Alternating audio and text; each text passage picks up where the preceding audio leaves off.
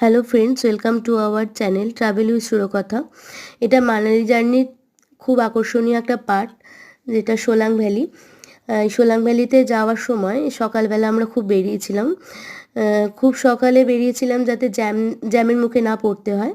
এই যে আমরা পৌঁছেই এইভাবে নেমেছিলাম সোলাং ভ্যালিতে।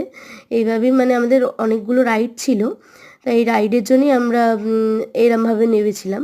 এটা একটা ভ্যালি যেখানে শুধু এই রাইডগুলো করার জন্যই মানুষ বেসিক্যালি যায়। আর বরফে ভর্তি থাকে। দেখো, জানুয়ারি থেকে মার্চ মাস পুরো বরফে ভর্তি থাকে। এই দেখো, ইয়াকের পিছনে চেপে যাচ্ছে, দেখো পিঠে চেপে। দেখছো কত বরফ চারিদিকে। এই যে একটা দাদা আমাদের সাথে গেছিলো, নামছে, মানে খুব স্লিপ করছিল বরফে।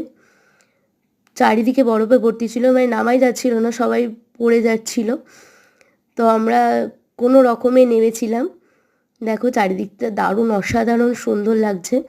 এই রাইডগুলো দেখতে পাচ্ছ, অনেক ধরনের রাইড ছিল, প্যারাগ্লাইডিং, জিপ লাইন, তার সঙ্গে এই রাইডটাও ছিল।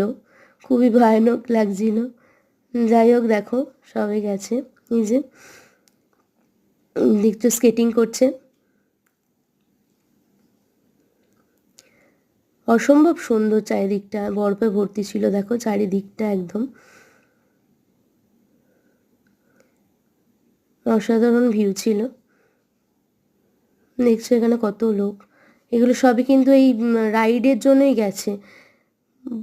এরপরে গেলে যেটা তুমি দেখতে পাবে অটল টানেল, রোটাং পাস, ওগুলো বেসিক্যালি সাইট সিনের জন্য যায়, কিন্তু এই ভ্যালিটায় প্রচুর রাইড দেখতে পাবে গেলে।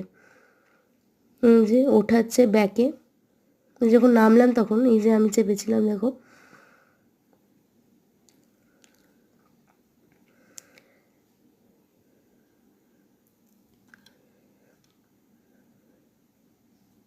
এই যে যাচ্ছি বরফে হেঁটে।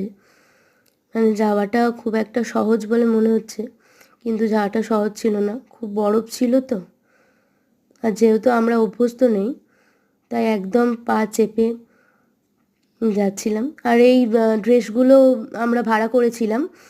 এটাও একটা রাইড, দেখো বলের ভিতরে ঢুকিয়ে একটা ছেড়ে দেয়, মানে এই দেখো জিপ লাইন, এটা একটা রাইড।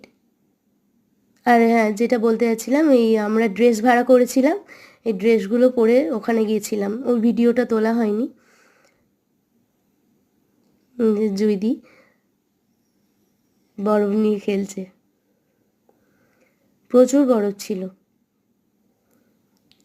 একটু রিলস বানাচ্ছে, আমরা অনেক ফটোশ্যুট করেছিলাম।